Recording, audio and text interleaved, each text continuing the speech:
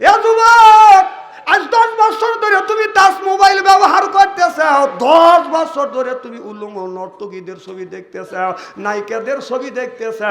শোয়ার সময় তাদের ছবি দেখো, ঘুমানোর সময় তাদের ছবি দেখো, গোসলের আগে দেখে যাও, গোসল করে আইসাও দেখো, বসেও দেখো, খাবারের সময় দেখো আর খাবার খাও। তাহলে আল্লাহ বলে, দুনিয়ার মানুষেরা, আল্লাহর নাজ নিয়ামত যখন খাও তখন তুমি খাবার খাও কোন জ্ঞানে? খাবারের সময় তুমি উর্দু অলঙ্গ আপনার নর্তকীদের ছবি গুনে দেখতেছ। তুমি আজ 20টা বছর ধরে উলঙ্গ নর্তকীদের ছবি দেখতেছ। একটা দিনের জন্য তো ওই নর্তকীরা তোমার কাছে আসেও নাই, স্বপ্নেও আসে নাই। এখন তো ঠিক কবি। হ্যাঁ না, তোমরা কি মরবে না বাপ? তোমাদের মরা লাগবে না? এই আজ 20 বছর ধরে মোবাইল হাতে, 20 বছর ধরে ওই একটা দেখতেছ, এত পয়সা রুচি তো করে কথা কও, কথা কও। আমি না কোচে যে স্টেরি করি ভালো বা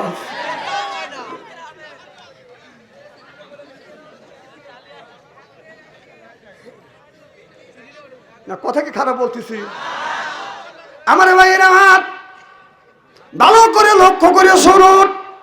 ও বাজার, আমলের নিয়াতে শুনতে হবে। তাল্লা আল্লাহ বললেন, কু আনফুসিকুম আহিলিকুম নারা, নিজে বাঁচো, তোমার আহিল পরিবারকে বাঁচা। আপনি বাবা 4টা ছেলের সাথে আপনি 4টা স্ক্রিন টাচ মোবাইল ফোন দিছেন।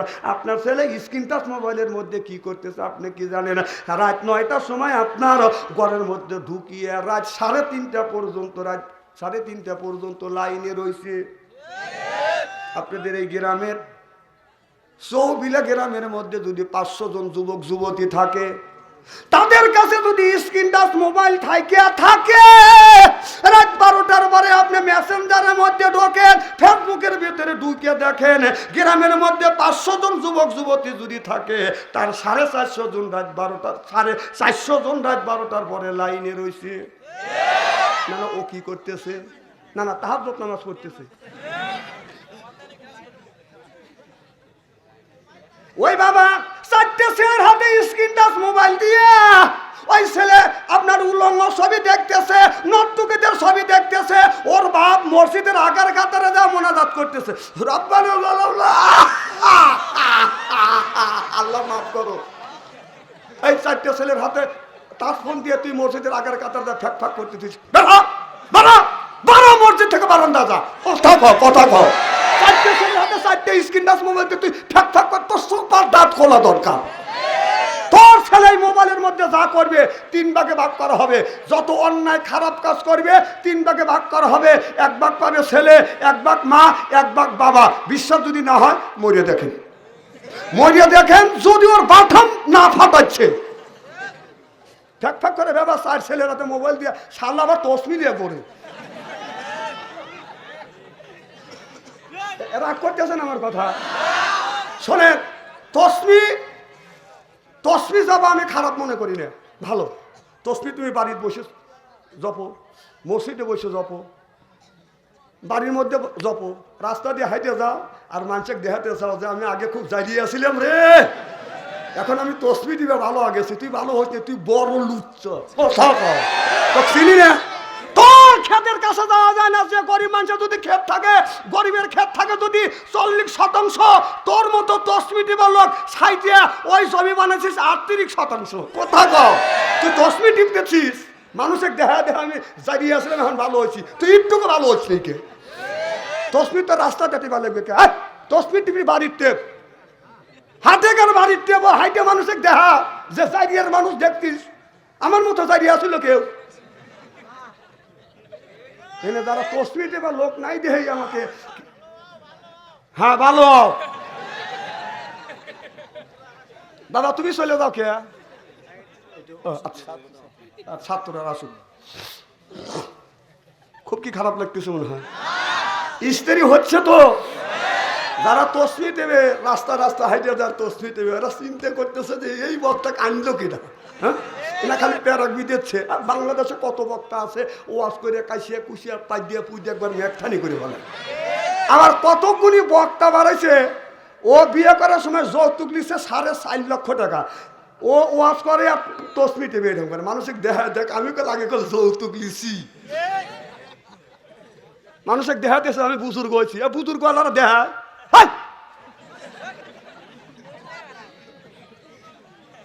যে লোকটা 10 মিলিয়ন মানুষের দেখায় বুঝতে হবে ও ভালো মানুষ না, নিশ্চয়ই ও নিশ্চয়ই অনেক খারাপ। কথা কও না কে?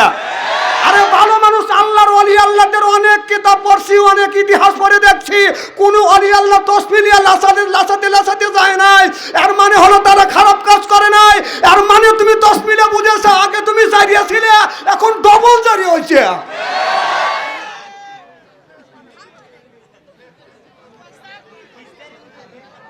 স্ত্রী হচ্ছে তো আমি বলছি, আর জীবনে জামা কানবেন না, তা আমি জানি।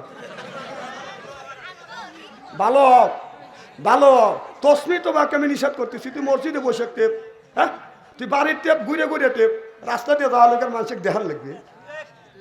এইগুলি কোন অলি আল্লাহ বলছে? হ্যাঁ কোন অলি আল্লাহ বলছে? আবার স্টেজে উঠে তসমি টেপা দেখ যাইয়ে করলে আমি কমা ছিলাম না, এখন আমি ওয়াজ করতেছি। বুঝতে হবে 1 নম্বর বন্ধ, মানে হক কত কমে চায় না। ওইসে যাও যা বাবা, যাও যাও যাও, হ্যাঁ হ্যাঁ যাও, মারহাবা কর। আমার ভাইয়ের, আমার মুসলমান ভাইরে, আল্লাহর হাবিবের বিয়াম্মাদেরা ভালো করে লক্ষ্য করে শুনুন, আমলে নিয়তে বদন শুনতে হবে। ও মুসলমান ভাই, আল্লাহর হাবিবের বিয়াম্মাদেরা ভালো করে লক্ষ্য করে শুনুন। এবার রাবিয়া বস্তি আপনার লক্ষ্য করে দেখে, হাসান বস্তি আপনার পানির উপরে যায় নামাজ পড়ে, বাজান এরকম করে নামাজ পড়তেছে। রাবিয়া বস্তি এইটা দেখে মনে মনে চিন্তা করতেছে, হুজুর আপনার পানির উপরে যায় নামাজ পড়ে, এইটা দেখলে মানুষের ইমান নষ্ট হওয়ার সম্ভাবনা আছে, বিভ্রান্তির মধ্যে পড়ে যাবে।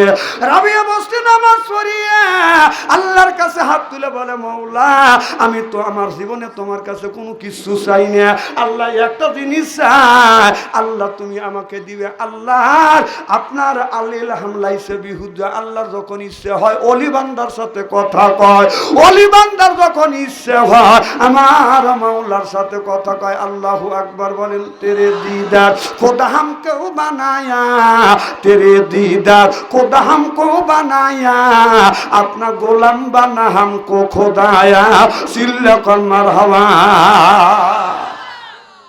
এবার আল্লাহ বলেন, রাবিয়া তোমার ওস্তাদ পানির উপরে নামাজ পড়ে, আর আমি তোমাকে নামাজ পড়াবো এমন জায়গায় যা তোমার ওস্তাদ জীবনে পড়ে না, আমি তোমাকে নামাজ পড়াবো বাতাসের উপর। রাবিয়া বস্তি আপনার যায় নামাজের মাসাল্লাহ বাতাসের উপর ফেরে দিল। রাবিয়া যায় নামাজে দাঁড়াইয়া বাদান বাতাসের উপরে নামাজ পড়তেছে।